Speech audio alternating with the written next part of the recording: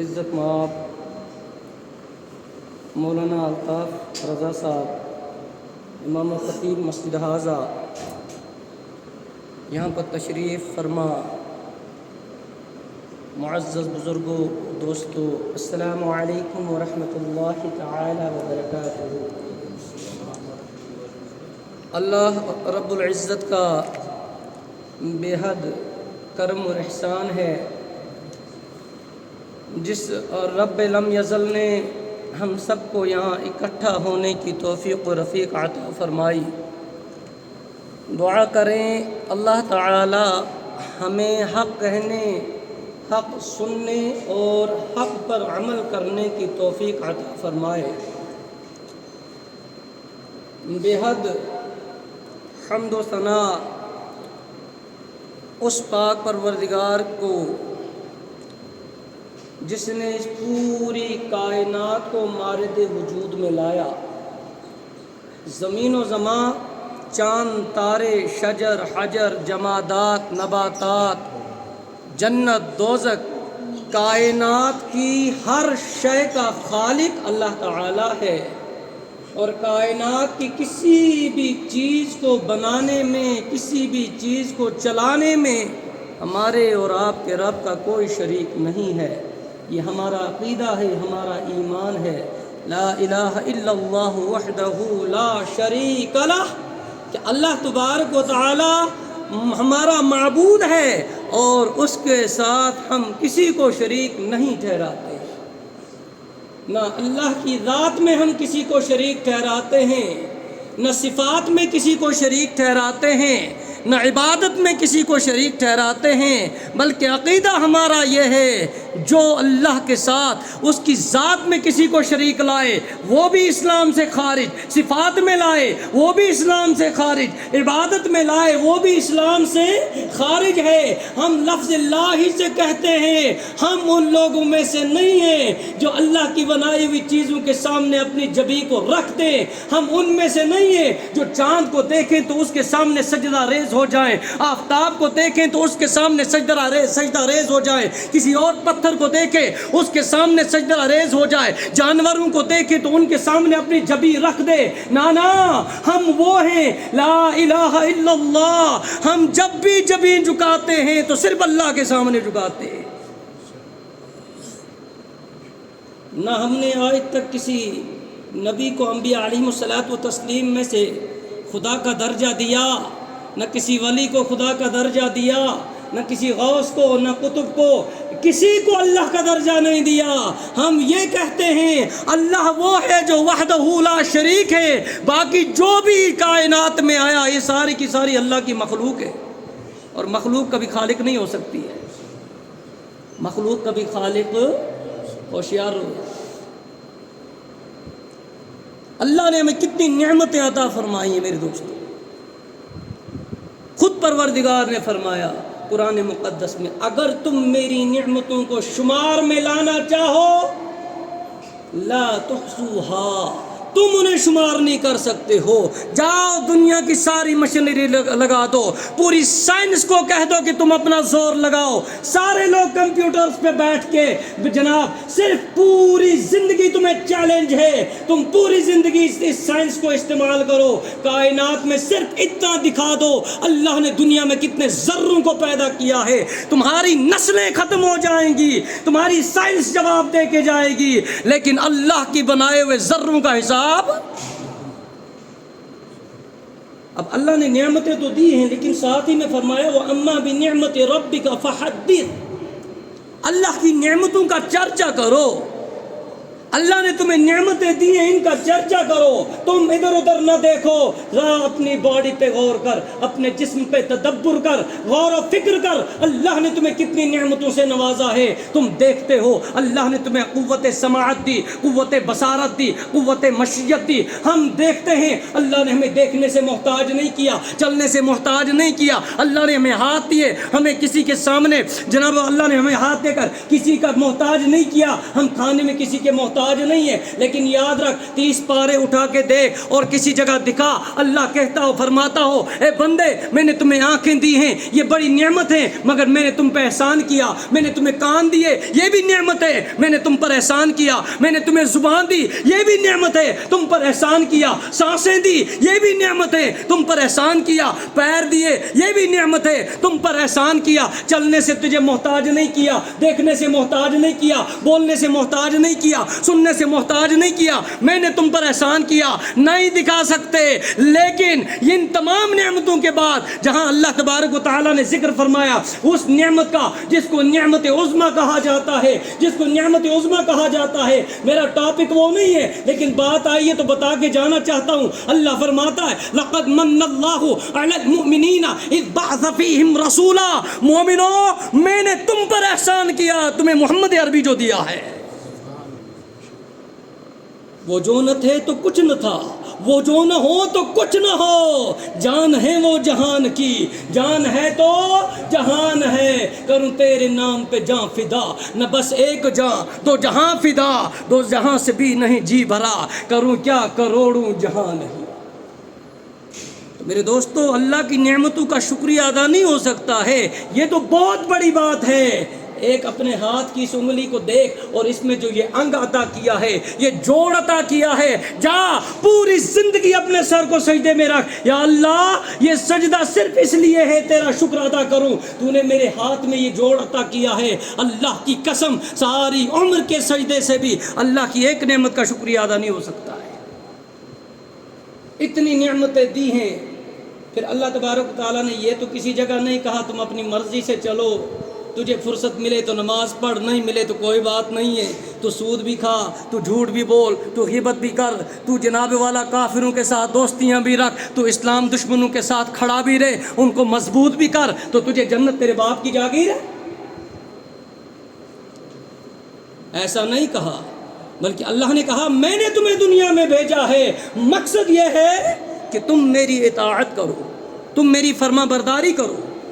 وَمَا خَلَقْتُ الْجِنَّ وَالْإِنسَ إِلَّا لِيَعْبُدُونَ والی آیت میں جب آپ تفسیر یعبدون کی پڑھیں گے وہاں لکھا ہے إِلَّا لِيَعْبُدُونَ آئی إِلَّا لِيَعْرِفُونَ، میں نے تمہیں دنیا میں اس لیے بھیجا کہ تمہیں دنیا میں میری معرفت حاصل ہو جائے۔ معرفت 8 بجے اٹھنے سے اللہ کی معرفت حاصل نہیں ہوتی ہے۔ عشاء کے ٹائم آذان ہوئی، ہمارے ٹی وی کا ساؤنڈ بھی بند نہیں ہوا اور ہم جناب پوری فیملی کو لے کر وہ ایک کمرے میں بیٹھے ہوئے پاکستانی ڈرامے دیکھتے ہیں یا فلمیں دیکھتے ہیں، کافروں کی یہود و نصارہ کے بنائے ہوئے جناب ایپیسوڈز دیکھتے ہیں، ایسے معرفت حاصل ہوتی ہے؟ ہم نے تو وہ یہود و نصارہ والا طریقہ آج پھر زندہ کر دیا ہے، جو چیز قرآن میں ہماری جناب مزاج کے مطابق ہے ہم اس کو مانتے ہیں، جہاں ہمیں لگتی ہے تھوڑی سی سختی ہم اس کو جناب پس پردہ چھوڑ دیتے۔ یہ کون سی مومن کی شان ہے؟ یہ کہاں کا مسلمانوں کا طریقہ ہے؟ کہاں ایسا طریقہ؟ اسی لیے تو ہم مظلوم بن گئے، اسی لیے تو ہم پر کافروں کو مسلط کر دیا گیا، ظالموں کو مسلط کر دیا گیا، بغیرت بن گئے، بزدل بن گئے۔ ہماری بغیرتی، ہماری بزدلی، اس کا ایک بہت بڑی وجہ اس کی یہ ہے ہم اس قرآن سے دور ہو گئے۔ ہمیں کہاں فرصت ہے قرآن پڑھنے کی؟ اپنے بچوں کو گڈ ول اسکول میں پڑھاؤ، اپنے بچوں کو اور دوسرے انگلش میڈیمز میں پڑھاؤ، پرائیویٹ اسکولوں میں پڑھاؤ، 10-10 ہزار روپے پر منتھ وہاں فیس دے، تجھے اس وقت سمجھ میں نہیں آتا کہ میرے گھر میں میں کیا کھاؤں گا، میرے گھر میں خرچہ کہاں سے چلے گا، لیکن جب قرآن کی باری آتی ہے مولوی سمجھ 500 روپے کی زیادہ ہے۔ قرآن کی طرف لوٹ کے آؤ، قرآن کی طرف لوٹ کے آؤ۔ جب قرآن کی بات کرتے ہیں بچوں کو نا مولوی کو آز واہ بنواز پہ گیا، تجھے قرآن سے کوئی لینا دینا نہیں ہے کیا؟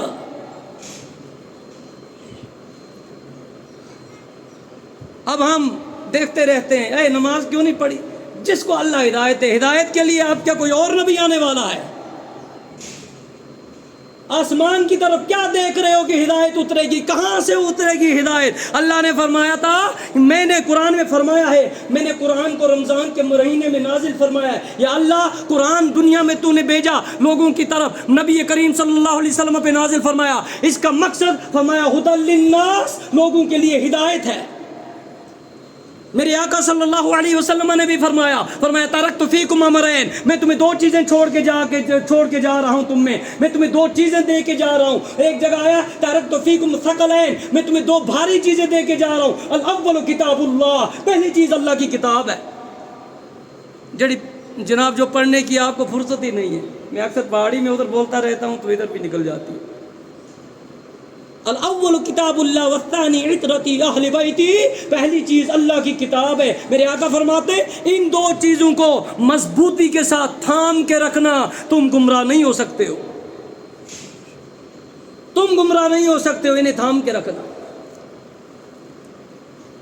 تو میرے دوستوں اور بزرگوں، اللہ تبارک و تعالی نے ہمیں بے شمار نعمتوں سے نوازا ہے. اب ضروری یہ ہے کہ شیخ سعدی شیرازی رحمۃ اللہ علیہ فرماتے ہیں ایک ایمان والے پر لازم ہے ہر سانس پر اللہ کا شکر ادا کرے، ہر سانس پر اللہ کا شکر ادا کرے. آج ہم نے دنیا کو مقصد حیات بنا لیا. دیکھ لیتے ہیں، آپ بھی آس پاس دیکھتے رہتے ہیں، دنیا ہماری مقصد حیات بن چکی ہے. میرے آقا نے فرمایا تھا دنیا اگر لوگوں کو دین سے دور کر دے، دین کی فکر نہ رہے، ایمان کی فکر نہ رہے، الدنیا جیفۃ وطلابها کلاب، حضور فرماتے ہیں دنیا مردار کی طرح ہے، اس کو طلب کرنے والے کتے ہیں. آج دکاندار اتنا مست ہے کہ اس بیچارے کو مسجد میں آنے کی فرصت نہیں ہے، قرآن پڑھنے کی فرصت نہیں ہے. ہر بندہ اپنے کام میں اتنا مست ہے، نہ اس کو اللہ کی ناراضگی کا خیال ہے، نہ رسول کی ناراضگی کا خیال ہے. البتہ فتنے اور لڑائیوں میں ہم نمبر 1 ہیں. جو ایک نماز پڑھنے کے لیے بھی آئے گا بیچارہ، وہ بھی امام صاحب کے ساتھ پھر ٹکر لے لیتا ہے. امام صاحب یہ کیا وصیت کر رہے ہیں؟ آج تک اگر ہمیں اتنی سمجھ نہیں آئی ہے، 60 سال 70 سال ہماری عمر ہو گئی ہے، 50 سال ہماری عمر ہو گئی ہے. اب جو بیچارے یہاں ہمارے کچھ بزرگ بھی ہیں جن کی داڑیاں چھوٹی ہیں، ناراض نہیں ہونا. اگر آج تک ہمیں اتنی سمجھ نہیں آئی ہے ہمیں رسول اللہ کی سنت کو رکھنا ہے یا نہیں رکھنا ہے، بتاؤ ہم کس طرف جا رہے ہیں؟ پھر موت ہمارے سر پر ہے، کب آئے گی؟ اذا جاء اجلهم لا يستأخرون ساعة ولا يستقدمون. کوئی گارنٹی نہیں ہے 60 سال زندہ رہنے کی، کوئی گارنٹی نہیں ہے 100 سال زندہ رہنے کی، کوئی گارنٹی نہیں ہے. اللہ فرماتا ہے میں نے تمہیں ایک مدت کے لیے بھیجا ہے، وَلِكُلِّ أُمَّةٍ أَجَلٌ، میں نے ایک مدت کے لیے تمہیں بھیجا ہے. وہ مدت کتنی ہے؟ واللہ اعلم، وہ اللہ کو پتہ ہے وہ مدت کتنی ہے. وہ 60 سال ہے، وہ 30 سال ہے، وہ ایک لمحہ ہے، وہ 10 دن ہے، کسی کو نہیں پتا. بتا جب ہم یہ والا چہرہ لے کر قبر میں رسول اللہ کے سامنے جائیں گے تو کون سے منہ سے جائیں گے؟ او بھائی قبر میں رسول اللہ کا سامنا کرنا ہے، یہ یاد رکھو، قبر میں حضور کا سامنا کرنا ہے. کم سے کم ایسے بن کے جائیں دنیا میں، ایسا چہرہ لے کے جائیں، ایسا منہ لے کے جائیں، کم سے کم ہمیں رسول اللہ کے سامنے رسوائی نہ ہو. علامہ اقبال رحمۃ اللہ تعالیٰ جیسا عظیم بندہ بھی اس چیز کے خوف میں تھا، یا اللہ جب تو میرا حساب لے تیری قدرت ہے، تو چاہے مجھے جنت عطا کر دے، تو چاہے تو مجھے اس سائیڈ میں جناب دوزخ عطا کر دے، مگر پروردگار محمد عربی کے سامنے میرا حساب نہیں لینا.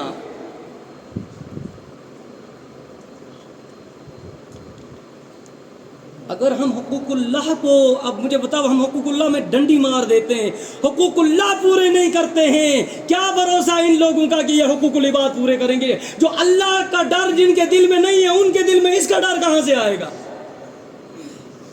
خالق کا ڈر نہیں ہے تو مخلوق کا ڈر کہاں سے آئے گا؟ جو اللہ کا حق پورا نہیں کرتے ہیں، یہی تو وجہ ہے کہ پھر ہم، اب میں کیا بتاؤں جی، بات پھر لمبی ہو جائے گی. اس لیے قرآن میں نہیں آیا ہے کہ تم دنیا والوں سے ڈرو، قرآن میں آیا اتقوا اللہ، اللہ سے ڈر، اللہ سے ڈر، اللہ کا خوف اپنے دل میں رکھ، تقویٰ آ جائے گا. اور یہ بھی یاد رکھیے، نافرمانوں کے لیے نہ بخشش کا وعدہ ہے نہ جنت کا وعدہ ہے. اللہ تبارک و تعالیٰ نے قرآن مقدس میں فرمایا، اللہ تعالیٰ فرماتا ہے وَمَن يُطِعِ اللَّهَ وَالرَّسُولَ فَأُولَٰئِكَ مَعَ الَّذِينَ أَنْعَمَ اللَّهُ عَلَيْهِم مِّنَ النَّبِيِّينَ وَالصِّدِّيقِينَ وَالشُّهَدَاءِ وَالصَّالِحِينَ.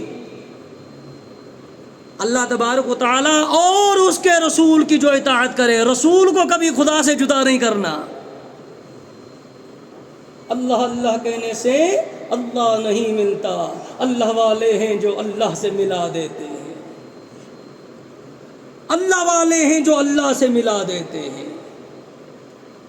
اللہ فرماتا ہے جو اللہ اور اس کے رسول کی اطاعت کرے ان کا انعام کیا ہے؟ انہیں رکھا جائے گا الذین انعم اللہ علیہم من النبیین والصدیقین والشہداء والصالحین، ان لوگوں کے ساتھ ان کا انعام ہوگا، ان کو رکھا جائے گا۔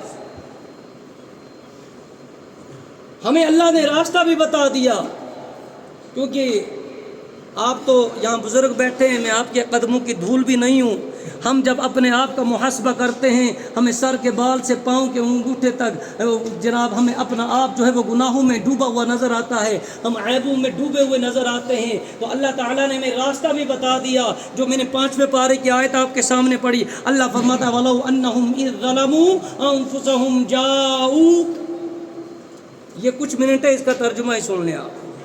اے محبوب صلی اللہ علیہ وسلم، جب لوگ اپنی جانوں پر ظلم کریں گے، مجھے ناراض کر کے، نمازیں چھوڑ کر، غیبتیں کر کے، چغلیاں کر کے، سود کھا کر اور دین کے مخالف کھڑے ہو کر جب یہ مجھے ناراض کریں گے، اپنے آپ پہ ظلم کریں گے، اپنی جانوں پر ظلم کریں گے، پھر یہ بخشش کے طلبگار ہوں گے، پھر یہ توبہ کے طلبگار ہوں گے۔ اب انہیں کہاں جانا ہے؟ جہاں اللہ راضی ہو جائے، جہاں اللہ تبارک تعالیٰ انہیں گارنٹی دے، اس جگہ تو توبہ کر، میں تیری توبہ کو قبول کروں گا، میں تیرے گناہوں کو معاف کروں گا۔ اللہ فرماتا ہے جاؤ کا، اے محبوب وہ آپ کے پاس آئیں گے۔ ترجمہ بھی پڑھ لینا، آیت بھی پڑھ لینا، 5ویں پارے میں آیت نمبر 64 ہے، پڑھ لینا۔ اے محبوب صلی اللہ علیہ وسلم، وہ آپ کے پاس آئیں گے، وہاں آ کر معافی مانگیں گے، توبہ کریں گے اور آپ سے شفاعت طلب کریں گے۔ اور اللہ فرماتا ہے میں کس کو معاف کروں گا؟ فرمایا واستغفر لهم الرسول، نبی کریم صلی اللہ علیہ وسلم جس کی شفاعت کریں گے فوجد اللہ تواب الرحیم، وہ لوگ اللہ کو توبہ قبول کرنے والا مہربان پائیں گے۔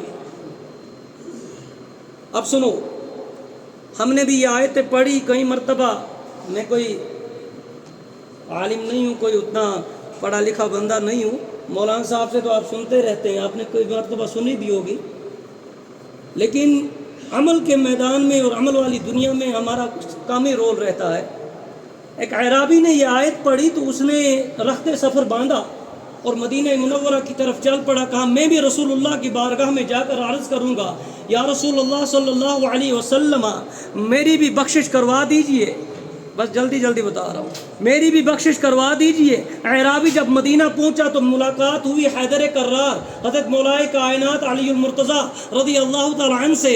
عرض کی یا علی آئین رسول اللہ صلی اللہ علیہ وسلم، علی یہ بتا دیجئے محمد عربی صلی اللہ علیہ وسلم کہاں ہے، میں نے ملاقات کرنی ہے۔ لیکن یہ وہ دور تھا جب نبی کریم صلی اللہ علیہ وسلم ظاہری طور دنیا سے پردہ فرما چکے تھے۔